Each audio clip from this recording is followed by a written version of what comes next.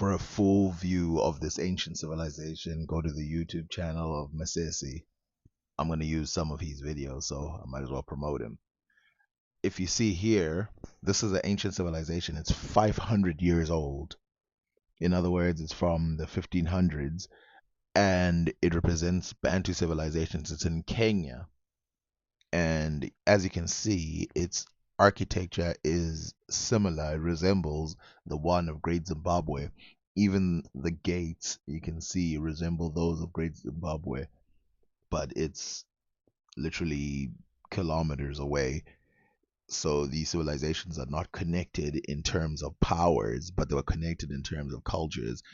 And as such, they have other similarities like communication systems through patterns, like a strong cattle culture, a strong farming culture that was happening at the time, trade, gold, iron, things that are a mystery, how sewage would have been worked out. Because as you can see, this place is extremely clean, but it's easy to forget that these places would have been very crowded. There won't be as empty. And this, by the way, is not just a building. This is a complex. It's got multiple spirals and it goes as very, very far and wide, just like the Great Zimbabwean area where the main building is far away, literally maybe a kilometer away from the other place, so it's connected in this large way, and you can go around it or you can walk for minutes and minutes and still not get to the end of it. It's very, very complex, and it's hard to imagine, but this is true in Africa. Some people like to do this thing where you have one type of housing, right? But the architecture of Africa was stone, straw, and mud brick, and all three could be utilized in one civilization depending on what who is utilizing it. Like you can see here, the stone would have been utilized by probably the elites and then people who have money in general, but this was a complex for everyone.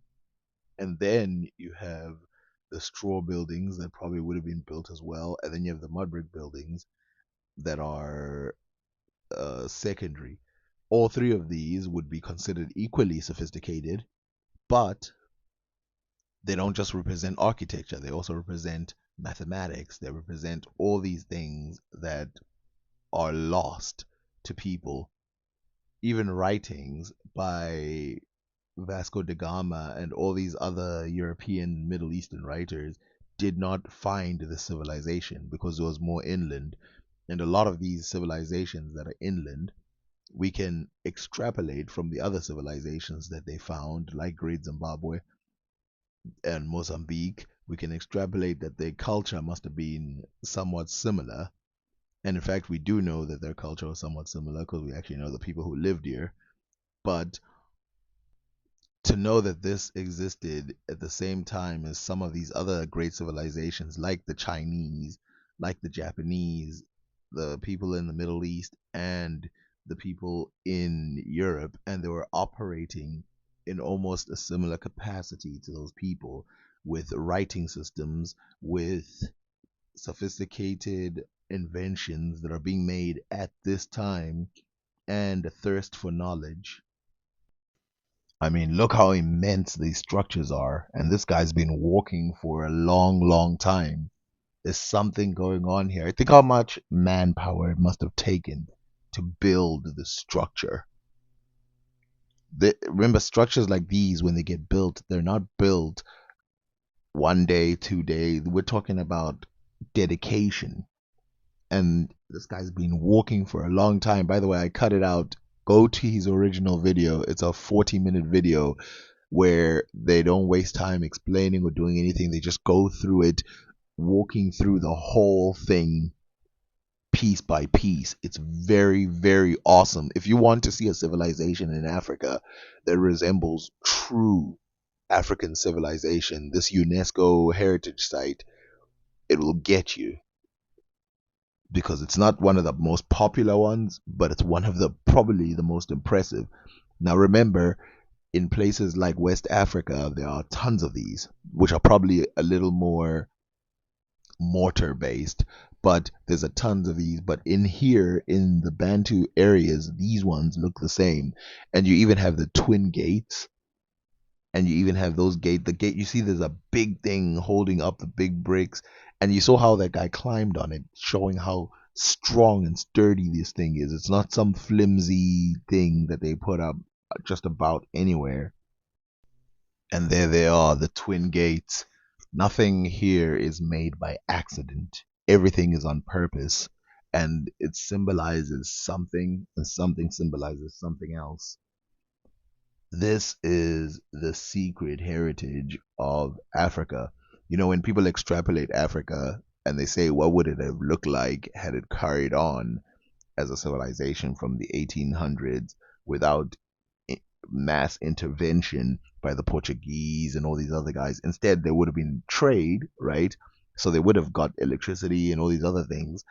But if had they gone in the direction of, they control their own civilization, they have their own government, they have their own thing. Think about how sophisticated they would have been if this is what they're starting off with. And then we're moving into the modern world where they start contributing. They get wealthy because they had certain things that the Europeans wanted for their mechanical age and that they would have adopted for their own mechanical age. Remember, I showed you that the idea that the industrial revolution or any of these revolutions only took place in Europe is silly, but yes, we can see that a lot of these things would have happened in a nicer way in these parts, and stuff like palm oil that ended up being making Africa and India rich would have, first of all, been a African product only because that's what it used to be, and it would have made Africa even richer than it became. And so we would have been playing at a game that is too high. And people want to say, like, how did Africa get destroyed? I mean, what were they working with in the beginning? This.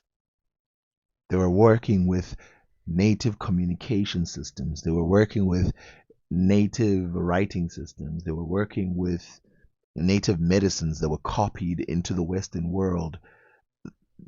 There's a reason why when the Europeans brought smallpox to Africa, we didn't just all start collapsing. Now, obviously, even the Native Americans didn't do that.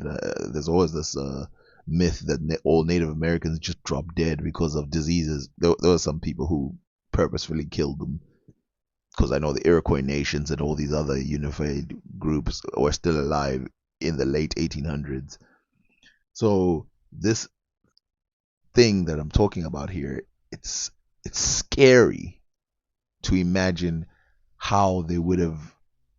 Just imagine the same civilization just 100 years later.